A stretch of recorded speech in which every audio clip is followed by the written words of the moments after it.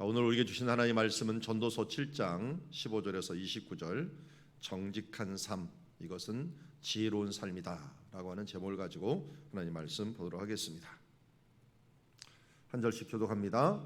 내 허무한 날을 사는 동안 내가 그 모든 일을 살펴보았더니 자기의 의로움에도 불구하고 멸망하는 의인이 있고 자기의 악행에도 불구하고 장수하는 악인이 있으니 지나치게 의인이 되지도 말며 지나치게 지혜자도 되지 말라. 어찌하여 스스로 패망하게 하겠느냐. 지나치게 악인이 되지도 말며 지나치게 우매한 자도 되지 말라. 어찌하여 기한 전에 죽으려고 하느냐. 너는 이것도 잡으며 적었어도 내 손을 놓지 아니한 것이 좋으니 하나님을 경외하는 자는 이 모든 일에서 벗어날 것입니다. 지혜가 지혜자를 성읍 가운데 있는 10명의 권력자들보다 더 능력이 있게 하느니라. 선을 행하고 전혀 죄를 범하지 않은 의인은 세상에 없기 때문이로다. 또한 사람들이 하는 모든 말에 내 마음을 두지 말라. 그리하면 내 종이 너를 저주하는 것을 듣지 아니하리라. 너도 가끔 사람을 저주하였다는 것을 내 마음도 알고 있느니라. 내가 이 모든 것을 지혜로 시험하여 스스로 이르기를 내가 지혜자가 되리라 하였으나 지혜가 나를 멀리 하였도다. 내가 돌이켜 전심으로 지혜와 명철을 살피고 연구하여 악한 것이 얼마나 어리석은 것이요 어리석은 것이 얼마나 미친 것인 줄을 알고자 하였더니 마음은 올무와 그 그물과 같고 손은 포승과 같은 여인은 사망보다 더 쓰다는 사실을 내가 알아내었도다. 그러므로 하나님을 기쁘시게 하는 자는 그 여인을 피하려니와 죄인은 그 여인에게 붙잡히리로다. 전도자가 이르되 보라 내가 낱낱이 살펴 그 이치를 연구하여 이것을 깨달았노라. 내 마음이 계속 찾아보았으나 아직도 찾지 못한 것이 이것이라. 1000사람 가운데 한 사람은 찾았으나 이 모든 사람 중에서 여자는 한 사람도 찾지 못하였느니라. 내가 깨달은 것은 오직 이것이라. 곧 하나님은 사람을 정직하게 지으셨으나 사람이 많은 꾀를 낸 것이니라. 아멘. 자, 오늘 말씀에 이제 전도자가 깨달은 것들, 그러면 솔로몬이 모든 인생을 살아간 뒤에 하나님의 주신 지혜, 인간의 지혜를 모두 발휘한 뒤에 살펴보았더니 이런 부분들이 있더라라고 하는 부분들을 우리에게 교훈으로 주었습니다. 내가 허무한 날을 사는 동안 내가 그 모든 일을 살펴보았더니 자기 의로움에도 불구하고 멸망하는 의인이 있고 자기의 악행에도 불구하고 장수하는 악인이 있으니, 모순이죠. 어떻게 보면 의로운 사람은 뭔가 끝에 가서 잘 될 것 같은데 멸망하는 의인이 있고 악행하는 자는 뭐 정말 수십만을 죽인 김일성 같은 인물은 악행에도 불구하고 장수까지 했어요. 그런 거 보면은 이게 왜 모순일까라고 합니다. 그러니까 이런 생각을 하나 와요. 지나치게 의인이 되지도 말며 지나치게 지혜자가 되지도 말라. 그렇게 해봤자 스스로 패망할 수밖에 없다. 또 17절에 보니까 지나치게 악인이 되지도 말며 지나치게 우매한 자도 되지 말라. 어찌하여 기한 전에 죽으려 하느냐. 의인으로 산다라고 하는 것은 때로는 박해를 각오해야 되는 부분입니다. 우리 앞서서 살았던 사도들, 베드로도 그렇고 바울도 그렇고 의인임에도 불구하고 세상적으로는 멸망하는 사람처럼 보입니다. 그리고 네로 황제나 다른 사람들 보면은 뭐 이게 장수하는 것처럼 보이는 수도 있고요. 그래서 이 전도자가 볼 때는 이 세상적인 시각으로 보니까 지나치게 의인도 되지 말고 지나치게 악인도 되지 말라라고 합니다. 17절을 제가 오른쪽에 그림으로 하나 소개를 합니다. 지나치게 악인이 돼갖고 또 지나치게 우매한 자가 돼갖고 어찌하여 기한 전에 죽겠느냐라고 했는데 오른쪽 그림이 뭐 같습니까? 혹시 이게 아말렉 사람이 사울 왕의 죽은 그 시체에서 왕관을 가져오고 팔찌를 가져와 갖고 다윗 왕한테 드리는 겁니다. 이제 다윗 당신을 섬기겠나이다. 그냥 이거 가지고 다른 데로 도망갔으면 되는데 이걸 가지고 왕한테 와갖고 내가 또 뭐라고 얘기했냐면 내가 사울 왕을 죽였다라고 얘기해요. 당신이 그렇게 원수로 여기는 사울왕을 죽였다. 성경을 잘 보면은 사무엘 하와 그리고 열왕기상을 연결하는 중에 사울왕이 어떻게 죽었다라는 게 나와요. 그런데 사무엘 하에는 사울이 칼을 대고서 그냥 자결을 합니다. 왜냐하면 무기 맡은 자고 자기를 죽이려고 했더니 부상이 너무 심해갖고 이거 잡혀갔다가 고난만 당하고 죽으니까 네가 나를 죽여라 그랬더니 못 죽여요. 어떻게 기름 부은 바를 죽입니까? 하고 못 죽입니다. 그리고 자기가 스스로 자결을 해요. 그런데 아말렉 사람이 와서는 그가 죽을 것 같아서 내가 그를 죽여줬다라고 얘기를 해요. 그러니까 이 사무엘 하에서는 스스로 죽었다라고 하고 또 열왕기 상에서는 아말렉 사람 자기가 죽였다고 합니다. 누가 죽인 게 맞습니까? 성경의 저자가 말한 게 맞겠죠. 아말렉 사람이 말한 게 맞는 게 아니라 아말렉 사람이 와서 자기가 죽였다라고 하는 말은 공을 세우기 위한 것, 내가 이런 공을 세웠다라고 하는 부분들을 보여주기 위한 하나의 모습이라고 할 수가 있습니다.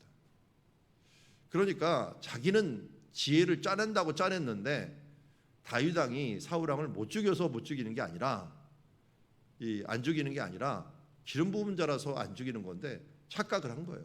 자기 나름대로 지혜를 있다라고 하고 우매한 그 생각을 가지고 이것을 얘기했다가 결국은 다윗 왕한테 내가 어떻게 함부로 하나님께서 기름 부은 자를 내가 죽였느냐 하면서 그를 처형을 해버립니다.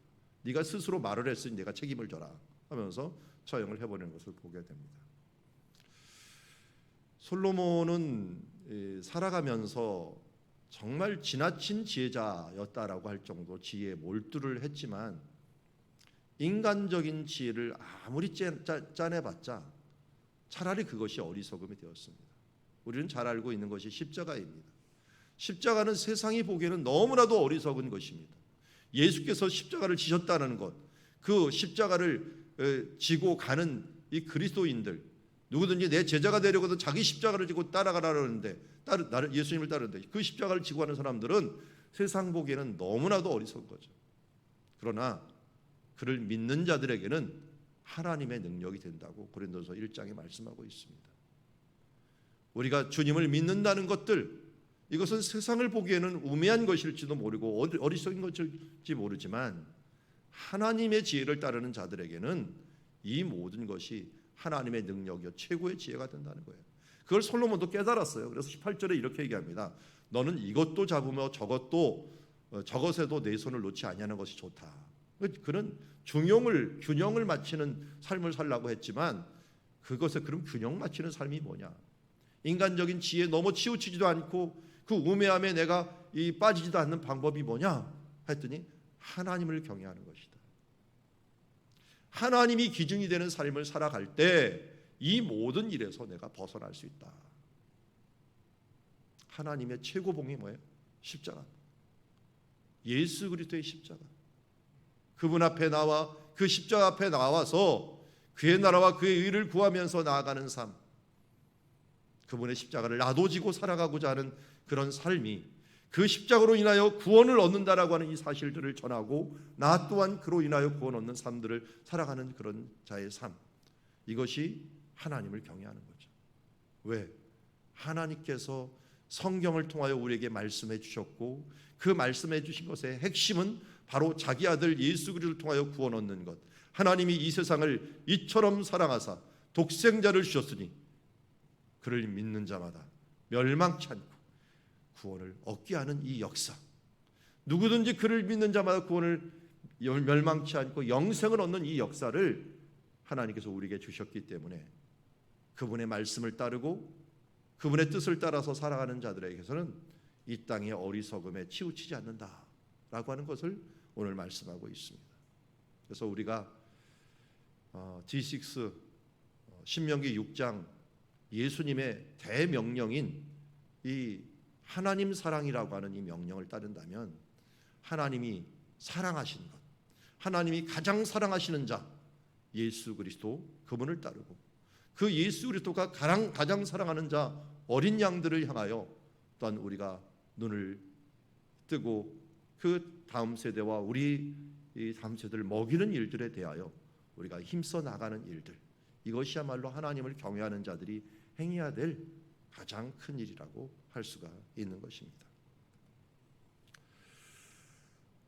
19절부터는 또 다른 장면으로 좀 벗어납니다. 지혜가 지혜자를 성읍 가운데 있는 10명의 권력자들보다 더 능력 있게 하느니라. 지혜가 지혜자를 능력 있게 하는데요. 어느 정도 능력 있게 하느냐? 성읍 가운데 10명의 권력자들이 머리를 짜낸 것보다 더 능력 있게 한다. 오른쪽 그림이 무엇인지 알아맞히는 사람은 아마 거의 없을 거예요. 이게 뭔 그림인가? 뭐 전쟁하는 것 같기는 하고 뭔 그림 같기는 한데 아주 소수의 사람들만 알 수 있는 그림입니다. 아벨 벤 마아가라는 장소를 들어봤는지 모르겠습니다. 이스라엘에서 가장 북쪽에 있는 도시 중에 하나고요. 어떻게 보면 단부터 브엘사바라 단이 가장 북쪽에 있는데 단부터 더 북쪽에 있는 마을 중에 하나가 아벨 벤 마아가입니다. 이 생소한 도시는 어떤 사건이 있었냐면 다윗이 압살롬의 반란을 진압하고 돌아오는 길에 베냐민 지파 세바라고 하는 사람이 반란을 일으킵니다. 그래서 세바의 반란이죠. 그래서 이스라엘 백성들을 이끌고 반란을 일으키기 위해서 가장 북쪽에 올라가서 거기서 아벨 벳마가에서 숨어들게 됩니다. 그래서 요압이 군대를 데리고서 아벨 벳마가 갖고 토성을 쌓기 시작하죠. 토성을 쌓아갖고 그 성을 정복하려고 하는데 그 전쟁 중에 한 여인이 나와갖고 왜 우리 성을 치려고 하느냐 하면서 이 이스라엘에서 어머니 같은 성이라고 불리는 이 아벨 벳마아가를 왜 치려고 하느냐? 왜냐하면 여기서 요단강의 한 줄기가 나오거든요. 스닐 시내라고 하는 시내가 여기를 지나게 돼요. 그래서 요단강이 세 개의 줄기에서 나오는데 가장 서쪽에서 나오는 줄기 중에 하나가 여기 흐르는 강 중에 하나가 여기 강이기 때문에 근원이고 지금도 이 근처가 이제 국립공원이 돼 있어요. 물이 흐르는 장소이기 때문에 폭포도 있고요. 저도 가봤는데 정말 아름다운 지역입니다. 근데 이 성 그래도 이스라엘의 가장 북단에 있으면서 가장 아름다운 성 중에 하나인데 이 성을 왜 치료하느냐라고 했더니 요압이 그게 아니고 하면서 이 여인이 너무 설득을 잘하고 말을 잘하니까 그냥 말이 말문이 막혀. 그게 아니고 여기에 세바라는 사람이 숨어들었다. 그를 내주면 너희를 치지 않겠다. 해갖고 이 여인이 마을 사람들도 설득을 합니다. 그 성 사람들을 설득을 해갖고 세바의 목을 쳐갖고 그를 던져버립니다. 그러는 바람에 이 아벨 벳마가가 멸망하는 것을 막았던 일들. 어떻게 보면은 한 여인의 지혜가 10명의 권력자들보다 더 큰 능력이 있는 성을 살리는 일들을 행한 한 예라고 할 수가 있습니다. 그만큼 우리는 지혜가 중요합니다. 그런데 최고의 지혜가 뭡니까? 오늘 여인이 말한 것처럼 생명을 살리는 지혜. 우리는 생명을 살리는 가장 큰 지혜가 뭡니까? 바로 복음을 듣고 예수 그리스도의 그 십자가의 구원의 복음을 듣고 구원을 얻는 것. 그것도 그냥 구원이 아니라 영생을 얻고 천국을 소유하는 것이야말로 최고의 복이 아니겠습니까? 최고의 지혜가 아니겠습니까? 이 비밀이 너무나도 큰데 사람들은 너무 가볍게 여기기 때문에 하나님이 어리석은 방법으로 전도라고 하는 어리석은 방법으로 사람들을 그 지혜를 전하고자 하는 것 아니겠습니까? 여기 보면은 로마서에서 나오는 말씀하고 비슷한 말씀이 나와요. 선을 행하고 전혀 죄를 범하지 아니하는 의인은 세상에 없기 때문이다.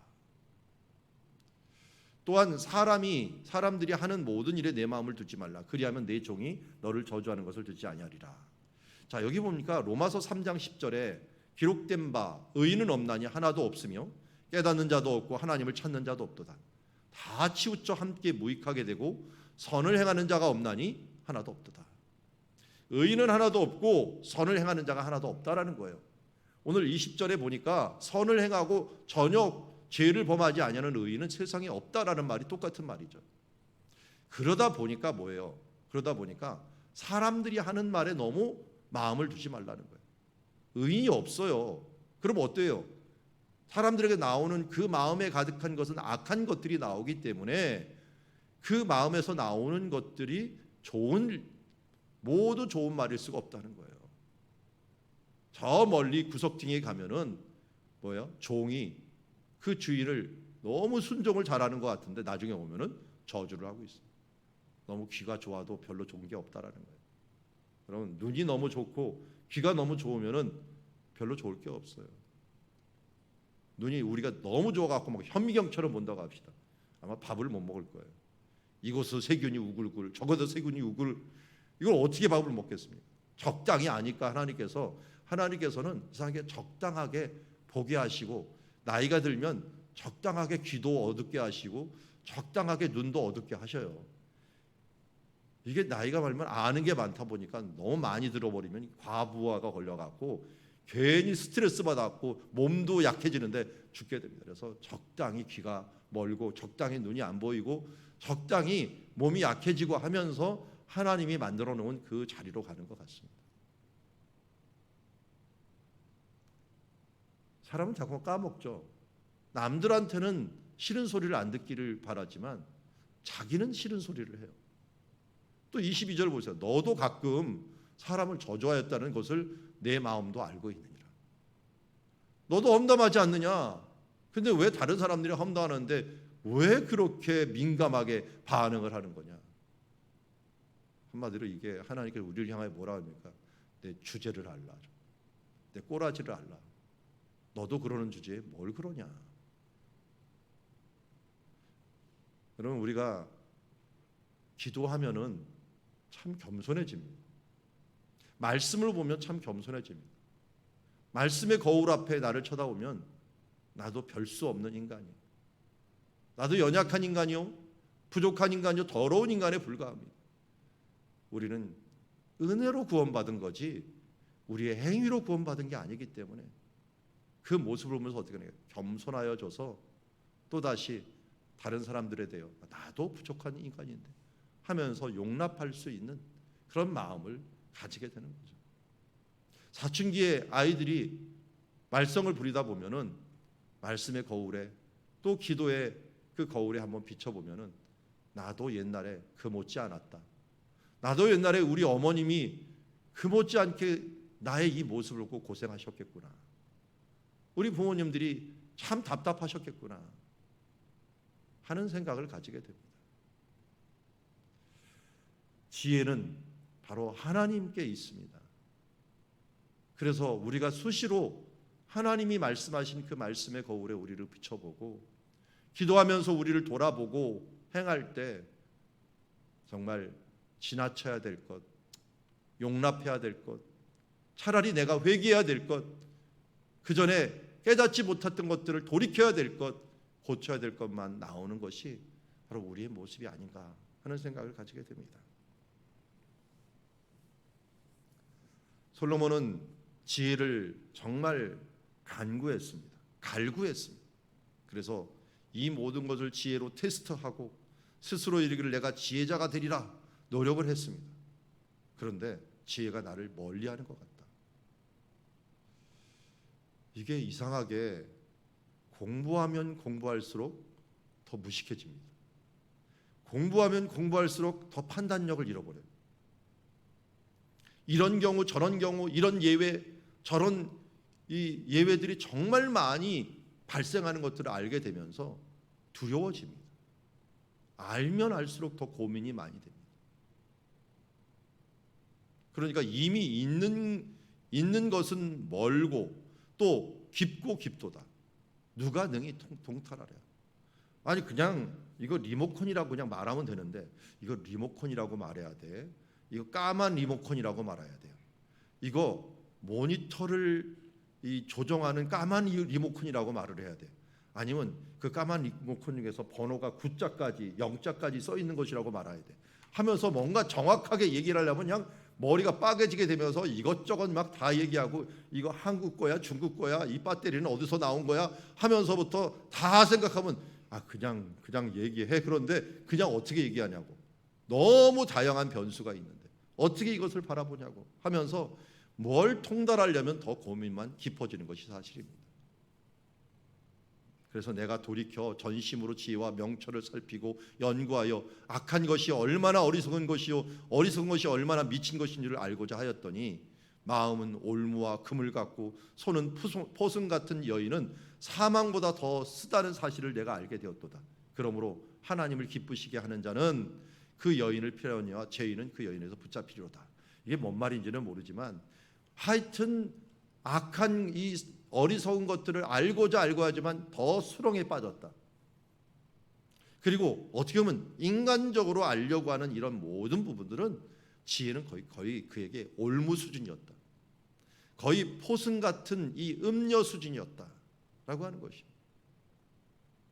여러분, 그렇게 지혜롭고 그렇게 능력 있던 왕들과 이런 학자들이 왜 우상들을 만들어냈을까요? 여기 보면은 이 아스다롯 혹은 이 아세라라고 여겨지는 여신들이 있습니다. 이 여신들이 항상 앞에 서 있고 풍요를 빌며 이런 신들에게 빌어 나가요. 그렇게 능력 있다는 왕들도 자기 힘으로 안 되니까 이렇게 빌고 나갑니다. 그렇게 지혜 있다는 학자들을 다 모아놓고도 그 왕들은 결국은 우상단지를 만들어 놓고 아무 말 못하는 그곳에 가고 절을 하고 그 음녀들에게 뭔가를 요청하는 것을 보게 됩니다. 그래서 요한계시록에서는 이 땅에 음녀를 이야기합니다.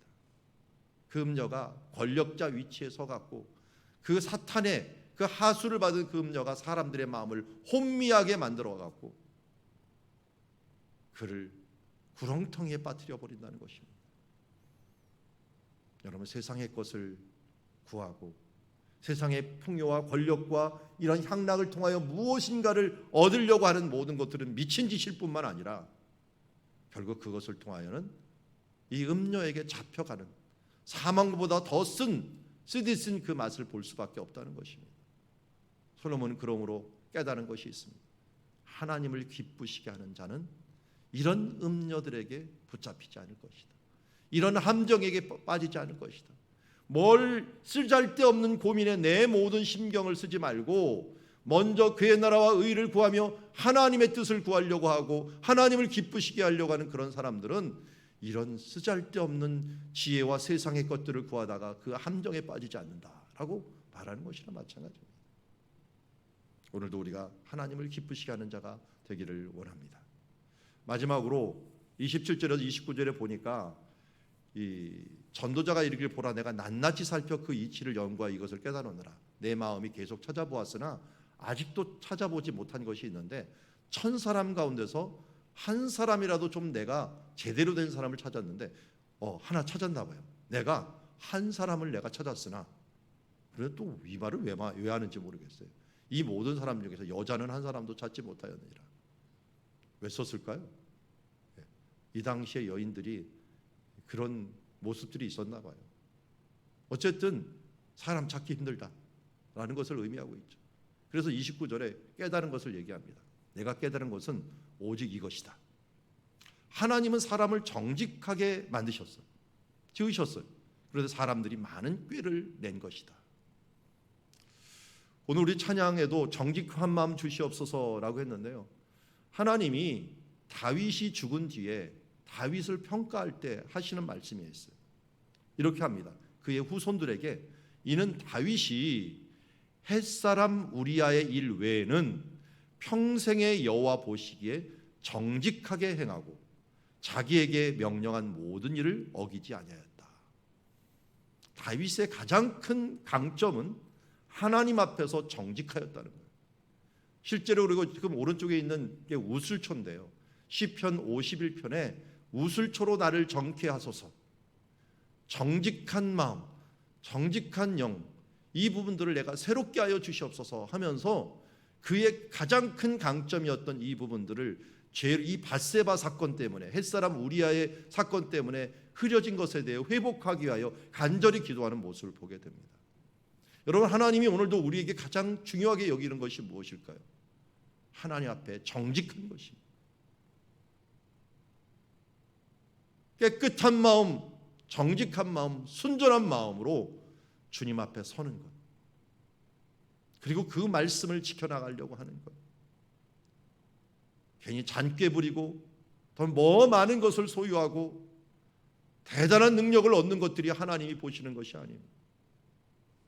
하나님이 우리에게 가장 소중하게 여기는 것, 정직한 영, 정직한 마음으로 하나님의 일을 행하는 다윗과 같은 사람들을 오늘도 찾고 있다는 사실들을 알고, 솔로몬이 연구하고 깨달았다가 정말 하나님은 정직한 것을 좋아하시는구나, 아니 우리를 그렇게 지으셨구나, 그런데 우리가 오염되어서 이렇게 살아가고 있는가 하는 것들을 우리에게 말씀하신다는 것을 알고 다시 한번 돌아보기를 바랍니다. 오늘 말씀, 솔로몬은 정말 지혜를 갈구하고 또 연구했지만 그에게 남는 것은 한 3가지 정도가 남았다는 것을 우리에게 얘기하고 있습니다. 하나님을 경외하는 자가 결국은 지혜로운 자구나, 균형을 잡을 수 있구나, 우매하지도 않고 너무 지나치게 지혜롭지도 않고 균형을 잡은 자는 하나님을 두려워하는 자구나. 2번째는 여러 지식에 너무 몰두하다가 함정과 올무에 빠지지 않으려면 주님을 기쁘시게 하는 자에 초점을 맞춰라. 무엇을 하든지 죽게 하듯 하고 먹든지 마든지 무엇을 하든지 하나님의 영광을 위하여 하는 주님의 기쁘시게 하는 자가 되라. 마지막으로 하나님이 우리를 지으신, 그리고 우리에게 가장 즐거워하시고 기뻐하시는 것은 정직함이다. 순전한 마음으로 주 앞에 행하는 자. 그래서 욥을 바라보고도 내가 욥처럼 이렇게 정직하게 순전하게 행하는 자를 보았느냐 하면서 자랑스럽게 여겼듯이 오늘도 우리가 주님의 자랑이 되는 주의 자녀들이 되기를 원합니다.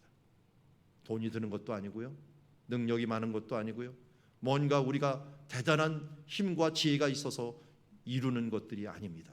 하나님 경외, 주님을 기쁘시게 하는 자, 정직한 자는 누구나 할 수 있는 것이고 차별 없이 할 수 있는 것이고, 하나님이 소중히 여기는 것들은 대부분 세상 사람들이 무시하고 건너뛰는 것들 중에 하나입니다. 오늘도 이것을 통하여 하나님이 기뻐하는 자로서 서 나가는 주의 자녀들 되기를 주의 이름으로 축원합니다. 기도하겠습니다. 하나님 아버지, 솔로몬은 그의 인생을 모두 살다가 고민하고 씨름하고 또 그 가운데서 얻은 지식들을 우리에게 알려주고 있습니다. 주님, 우리의 기초되는 삶들을 놓치지 않게 하여 주시옵소서. 누구보다도, 어떤 존재보다도, 어떤 세상의 것들보다도, 돈과 권력과 사람보다도 하나님을 두려워하는 자 되게 하여 주시옵시고, 또한 우리의 인생에 다른 것에 우리의 골몰하지 아니하고 하나님의 영광을 위하여, 주여 하나님을 기쁘시게 하는 일을 위하여 우리의 초점을 맞추게 하여 주시옵시고, 주여 이제 오늘도 정직한 마음으로 주님 앞에 행하는 하루 되게 하여 주시옵소서. 예수님의 이름으로 기도드리옵나이다.